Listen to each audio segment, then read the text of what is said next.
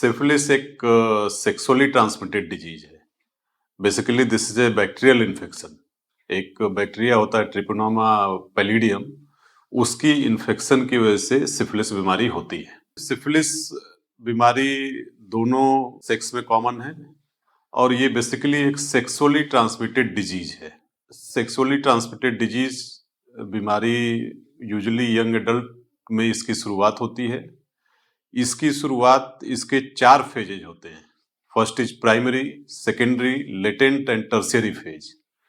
तो जब ये बैक्टीरिया कोलोनाइज होता है किसी व्यक्ति में, तो सबसे पहले एक चैंक्रे बनता है जेनाइटल ऑर्गन्स पे। ये चैंक्रे यूजुअली पेनलेस होता है, बट साथ में बुखार, जोड़ों में दर्द और कई दफे इस स्वेलिंग में दर्द नहीं होता। दर्द न होने की वजह से इसकी पहचान थोड़ी सी डिलेड होती है। ये इस बीमारी की खास बात है। तो इसमें व्यक्ति को बड़ा अलर्ट रहना पड़ता है, और अलर्ट रहने का मतलब ये है कि जिस व्यक्ति को इसके बारे में जानकारी हो वो तो इसको पकड़ लेगा। उसके लिए अगर जो ऐसी बीमारी है तो डॉक्टर के पास चला जाएगा। डॉक्टर के पास चला जाएगा तो इसकी डायग्नोसिस आसान है, और डायग्नोसिस आसान है। उसके अलावा इसका this is totally curable disease, but when this is diagnosed in early phase, क्योंकि बाद में कॉम्प्लिकेशन हो जाता है, तो कॉम्प्लिकेशन को ट्रीट करना मुश्किल है, but early diagnosis and treatment is very easy. Syphilis again, जैसे मैंने बताया कि ये सेक्सुअली ट्रांसमिटेड डिजीज है। This is caused by bacteria. Bacteria का नाम है ट्रिपोनोमा पैलिडियम। अच्छा, ये चूंकि सेक्सुअली ट्रांसमिटेड डिजीज है तो यूजुअली यंग एडल्ट से स्टार्टिंग होती है। इसका इंक्यूबेशन पीरियड, मतलब इन्फेक्शन होने से डिजीज के सिम्टम का ऑनसेट का जो पीरियड है वो यूजुअली 2 to 4 वीक्स होता है। तो 4 हफ्ते बाद, आफ्टर 4 वीक्स, ये यूजुअली पहचान में नहीं आता।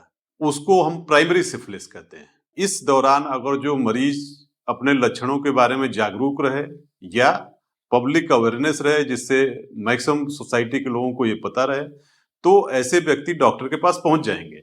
एक बारी डॉक्टर के पास जाने के बाद इसकी डायग्नोसिस और इलाज दोनों ही आसान है। उसके अलावा इस डिजीज की खास बात यह है कि ये किसी को छूने से, टच करने से, टॉयलेट सीट से, हैंड शेकिंग से, गले मिलने से, इससे इसका ट्रांसमिशन नहीं होता।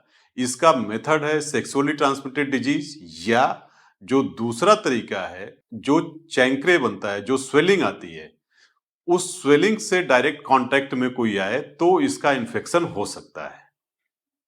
अदरवाइज कोई सिफिलिस का पेशेंट है, मैं उसके गले मिलता हूं, या मैं उसकी कॉमन टॉयलेट यूज करते हैं या हैंडशेक करते हैं, तो उससे इसका स्प्रेडिंग का कोई चांस नहीं है। So this is a myth. Infection हुआ तो usually non tender swelling at genital organs.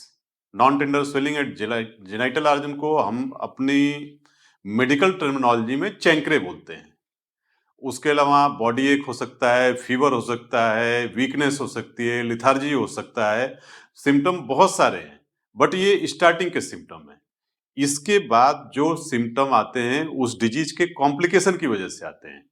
इस डिजीज का कॉम्प्लिकेशन मतलब ये डिजीज प्रोसेस जहां पे पहुंचे, न्यूरोलॉजिकल सिस्टम में गया तो लकवा मार सकता है, आई में गया तो ब्लाइंडनेस हो सकती है, मस्कुलर सिस्टम में गया तो पैरालिसिस हो सकती है, हार्ट में गया तो हार्ट को इन्वॉल्व कर सकता है, ब्रेन को इन्वॉल्व कर सकता है, किडनी को इन्वॉल्व कर सकता है। It can involve any organ, but again this is A complication, and इस कॉम्प्लिकेशन को होने में यूजुअली 10 से 20 साल का समय है।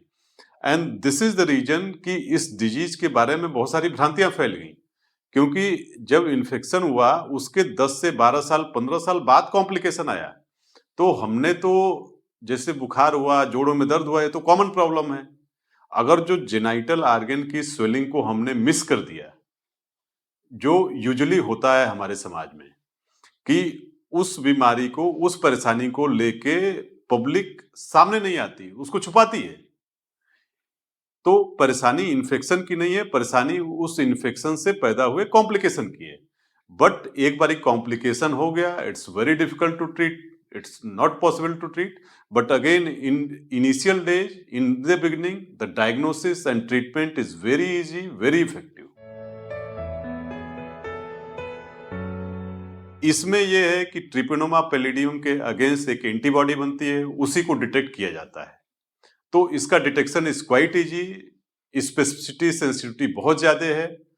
एक बारी आपका डायग्नोसिस हो गई सिफिलिस की तो ट्रीटमेंट बहुत इफेक्टिव है। Treatment in the form of penicillin injection बहुत कॉमन है, बहुत सोसाइटी में लगते हैं, इजिली अवेलेबल है। Since beginning as early as possible.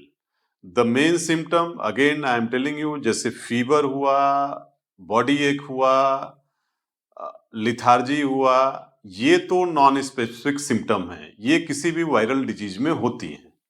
सवाल ये है कि इसके साथ अगर जो सेक्सुअली एक्टिव एज ग्रुप में मेल या फीमेल है और साथ में जेनाइटल ऑर्गन्स पे स्वेलिंग है, तो इस चीज को हमने इग्नोर नहीं करना है।